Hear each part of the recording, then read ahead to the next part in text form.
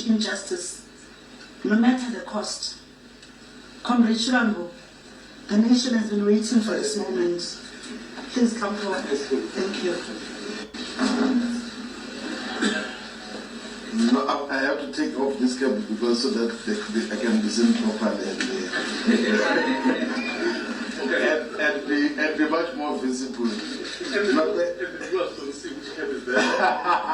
No, it's this cap. But it's a relevant cap in terms of what we were going to talk about. Thank you very much.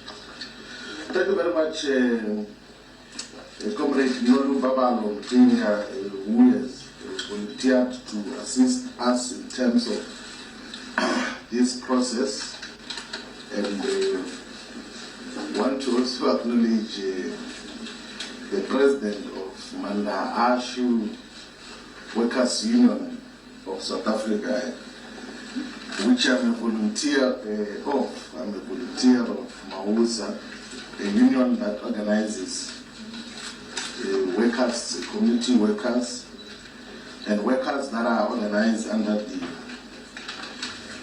the expanded public works program. And I want to also acknowledge the leadership that is here.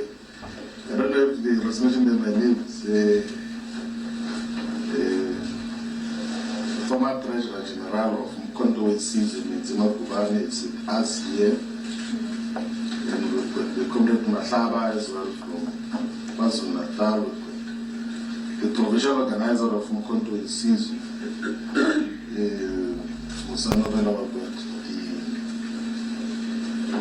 the former provincial convener of Mpumalanga, who convened before elections pro cause, not those who came after elections in terms of the way. And members of the media and the people of South Africa, we send our revolutionary greetings to all the people of South Africa and black people in the African continent and in the African diaspora.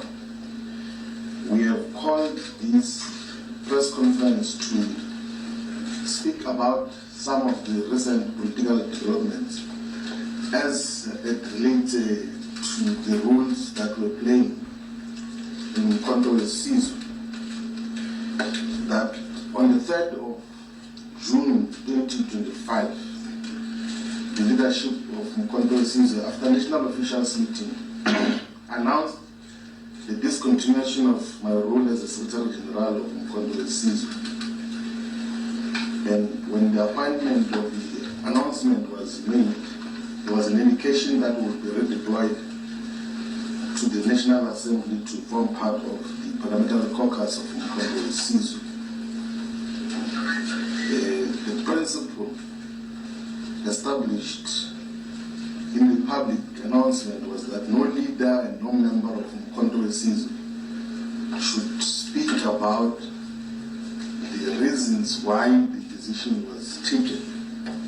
But it appears that there are those who are talking freely and in most instances almost distorting just what transpired. So, as a disciplined member of Mkondo Season, I want to put on record as to what were the reasons that were given the national officials for my redeployment. The reason given the national officials for my redeployment or removal as Secretary General was that I want to overthrow President Zuma as the president of Mkondo Season. That is what was said. That all the work that we're doing as Secretary General of establishing structures and identifying leaders was meant ultimately the removal of President Zuma as president of Mkondo Season.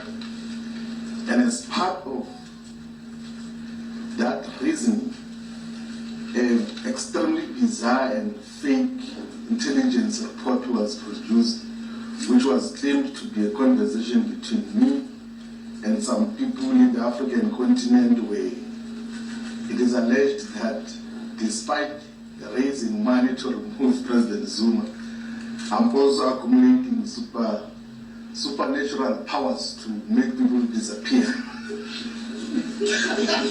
That is the reason why we got to, so we had to deal with superstitious issues as the basis of what happens that there's apparently a head which was going to be given to give to someone, and some people were going to die so that I can become president of Mkondo. That was the intelligence report which were rejected with contempt and said that that is absolute rubbish, and said that if anyone claims to have my WhatsApp conversations, I can hand over my phone. I even offered in a meeting that take my phone and check not only the messages that you claim were about the removal of President Zuma, also check any other message about anything that I communicate as a leader of Mkondo Wesizwe. Because there's a principle which I always uphold, that there is nothing that I do privately that I cannot own up publicly. Nothing, including personal relations. There's nothing that I will ever do privately which we cannot own up publicly. And we accepted the deployment to Parliament with those misgivings that we are going to make people disappear in order to take over the leadership of Mkondo Wesizwe. And in a subsequent meeting post that, another fake report was presented which claims to be WhatsApp conversations between me and someone elsewhere. I'm reported to be saying that, yeah, I'm going to use Parliament now to take over the party. And I've got money from Stellenbosch who are going to take over the party through Parliament. They are taking me closer to where we're going to take power. And as a result, a decision was taken which was not yet communicated, that even this thing of Parliament must not happen. In fact, the former Secretary General, which is myself, must be expelled from the organization. A letter was written and was put in the briefcase of the president, who said that he's going to dispatch it as and when he feels like to discontinue my membership of Mkondo Wesizwe. Those are actual facts in terms of the reason.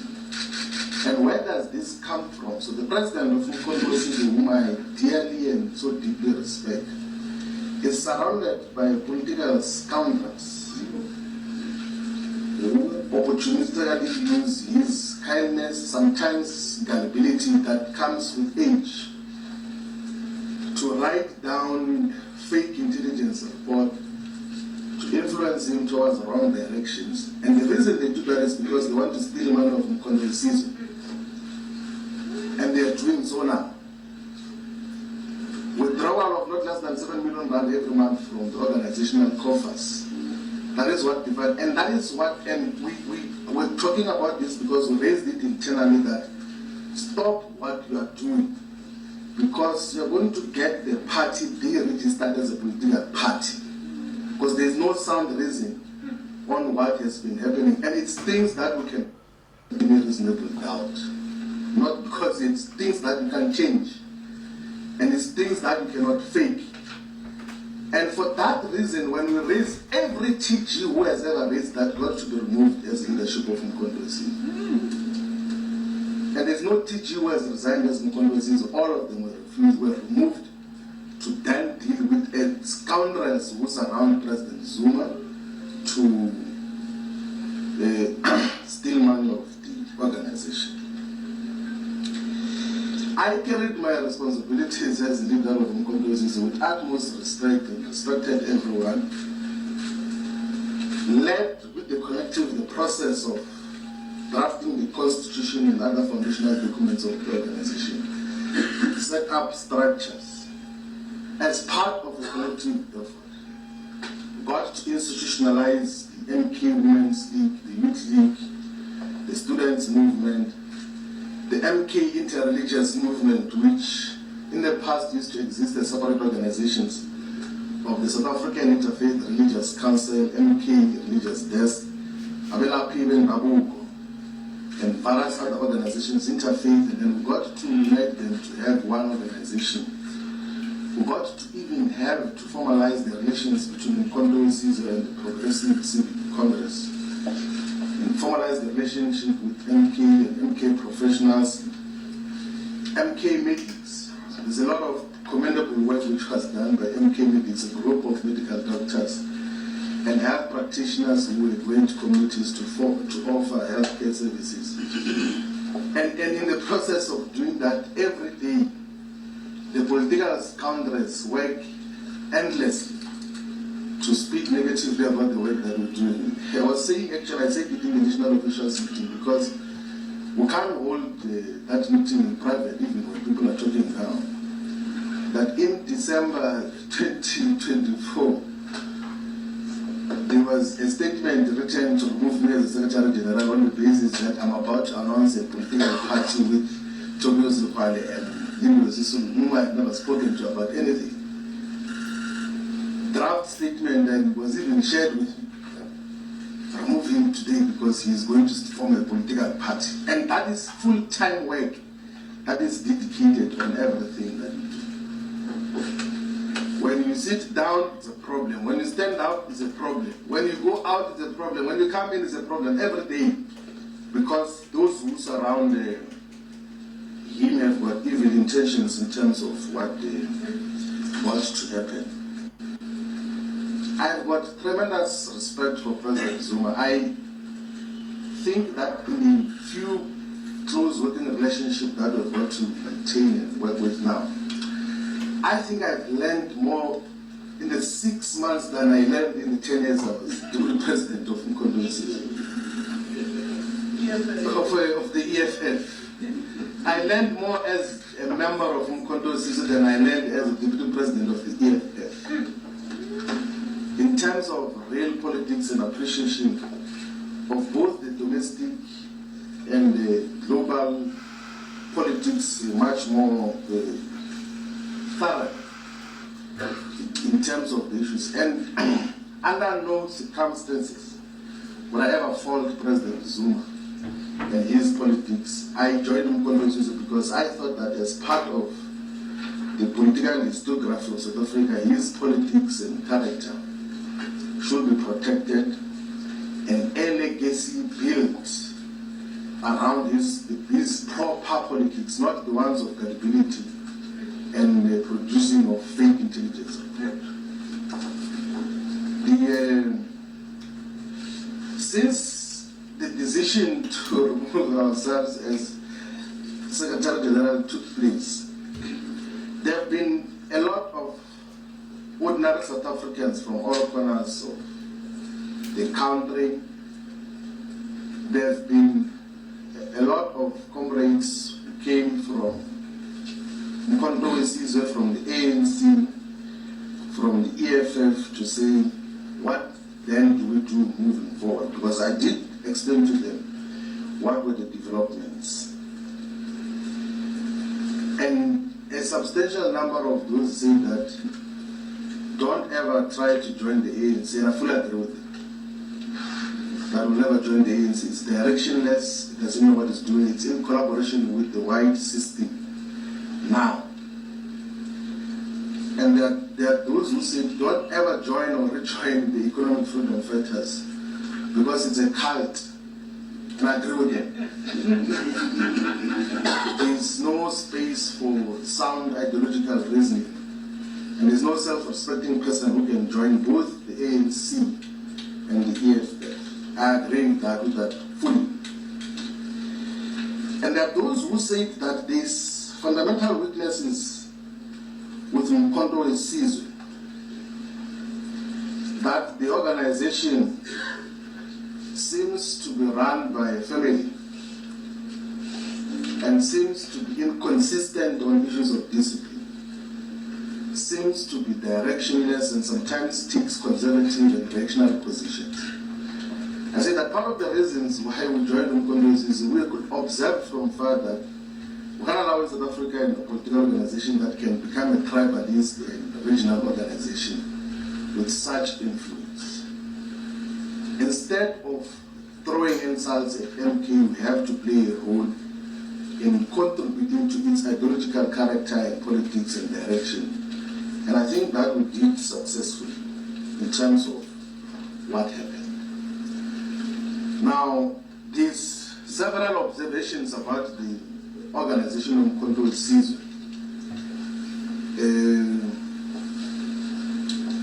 Some are correct, some I will reserve my observations on because I can't abuse the fact that I occupied a very senior role and had access to almost every development that happens there.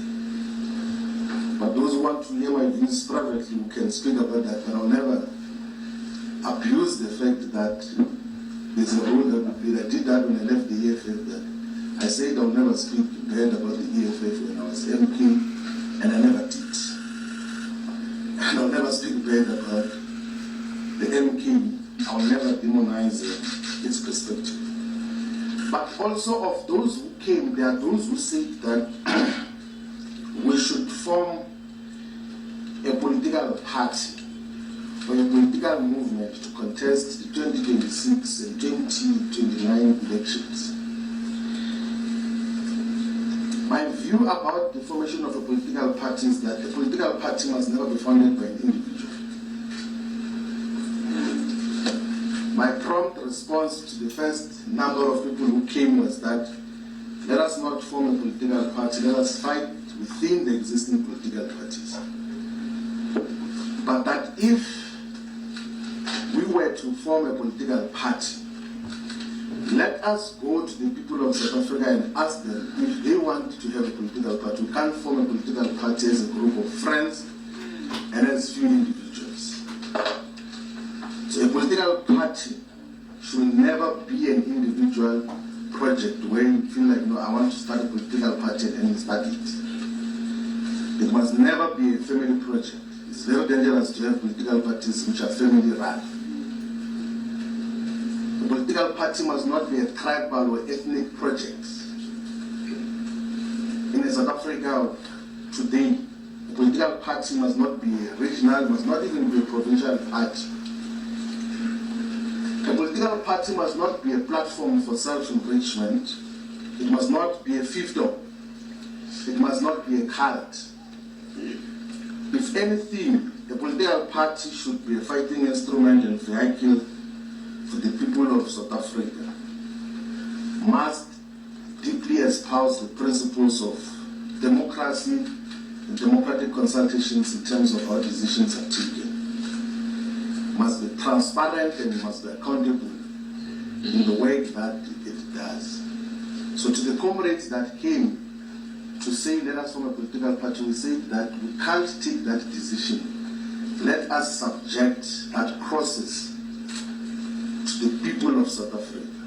So we're here today to announce that we're going to be convening the process of consulting the people of South Africa on the formation of a political movement that will be a true representative of the people of South Africa. And not a personal project, and not a group of friends project, not a cult, and not a fiefdom. So over the next few months, we will be consulting all the traditional leaders, we will be consulting all the church leaders, religious leaders in different institutions.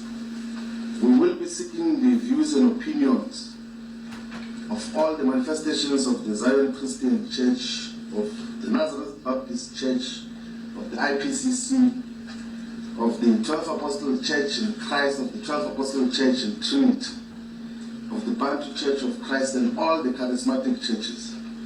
We will be seeking opinions as well of prominent leaders of society and people that we have access to. Pastors Matebula, Pastor Archbishop Zondo, Malumani Musasono, Yet Kosa, Pastor Bishop Don Phillips. We will be seeking the wisdom of prominent South Africans, inclusive of Dr. Ivan Kosa, of Dr. Patrice Mutsimpi, of Dr. Keza Mtawum, of Dr. Michael Mpuna. We will be seeking opinions of different sectors of society as to, is there a need to form a political party? That is the first question that I'm going to ask. But if yes, what should be the values and principles of that political party? And what should distinguish that political party from the existing political parties? So those are the questions that we're going to be asking. we're also going to ask as to how should that political party be funded. So those are the questions that we're going to be asking different communities and constituencies across South Africa. It's not the first time that I'm engaged in a process similar to what we're going to be dealing with now. When I was a leader of the ANC clique, having spent 5 years in the national leadership of the ANC clique, and strongly believed that time that there was a suppression of the struggle for economic freedom in our lifetime.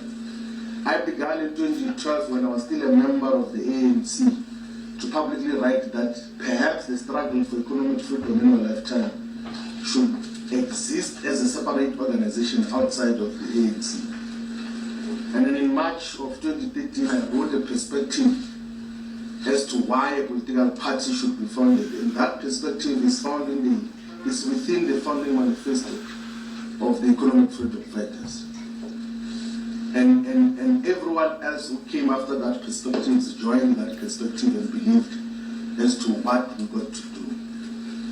And of course, we got to discontinue our association with the EFF for various reasons, which if some were to speak about publicly, will cause collateral damages to families, to households, to people, because it will also speak to character and some of the things that are not worth speaking about publicly. So we will be going to all the people of South Africa to consult in all the regions of South Africa. In KwaZulu-Natal, we're going to be going to Kanyakude, to Zululand, to Ilembe, to Ugu, to eThekwini, Amajuba, Mzinyathi, Tugela, Mvunduvu, to Kintetwayo, to Yoruba. In the Eastern Cape, we're going to start here in Jotabia region and go to Komani and Chris Han. We're going to go to Oak Tambo and Utacha, to Alfred Zoo. In Manfred, we'll go to speak to the people of Amatole, one of the poorest districts in the Eastern Cape, which includes Bashe, Mushwa, and Nguma. We're going to speak to the people of Buffalo City, who are still having and confronted by lots of developmental challenges in Duncan Village and all the areas. We're going to be speaking to the people of Sarah Bartman, one of the neglected areas of the Eastern Cape, municipalities of Blue Crane, with a small town called Cook House, of the people of Sandys River Valley, of Tambe. I want to be speaking to the people of Nelson Mandela Bay municipality.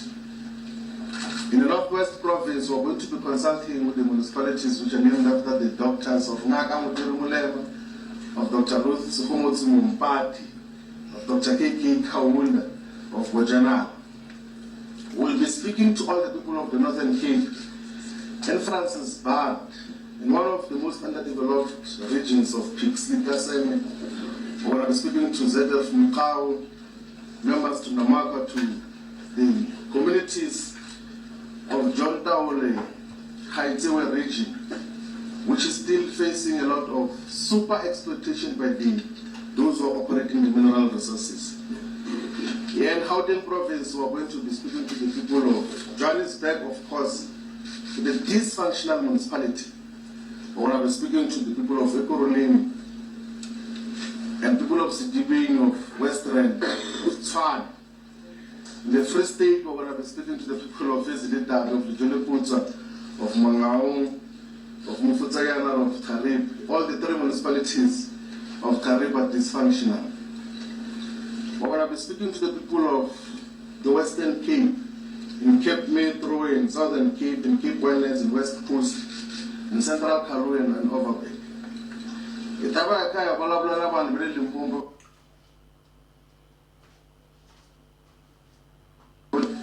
Kusukusela le amusini kuyafika la Waterberg inkwaku tabakaya balabala bona ka giyani ka malamle inkwaku ka bona tabakaya balabala bona ku shana ifane isungula political party ke na loko isungula ifane imela yi political party yale Election Gatabaka and also through the length and breadth of South Africa.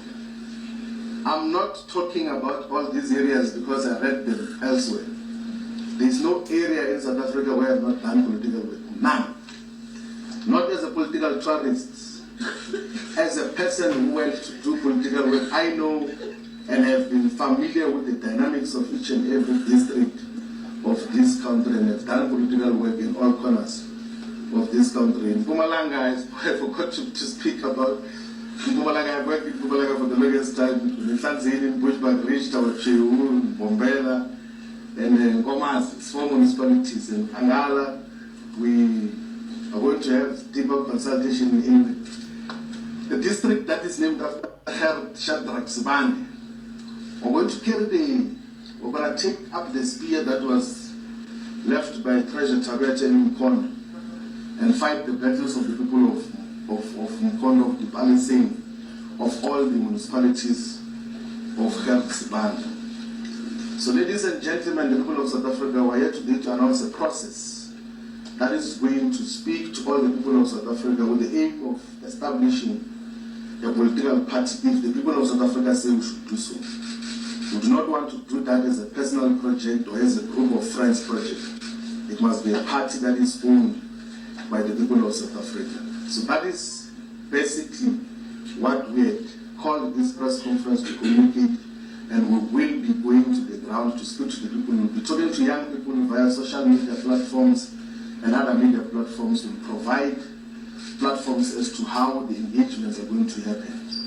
We are going to next week announce the leadership core that is going to be responsible for the consultation process, and that leadership will be coming from all the provinces of South Africa, will be properly gender balanced, and not just a group of men or boys. It will be a combination of different skills and capacities so that we're able to listen much more attentively to all the people of South Africa. We thank you very much for having attended this otherwise intimate briefing on what we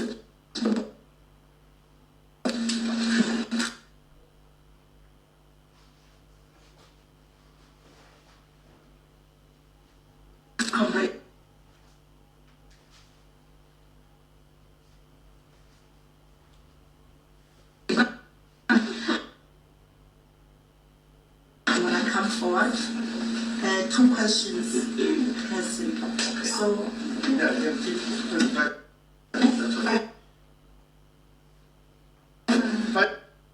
yes, okay. All right. Let me just give numbers. You will be number 1 there at the back. Number 2 with the green. Number 3 the lady. Number 4, and then number 5.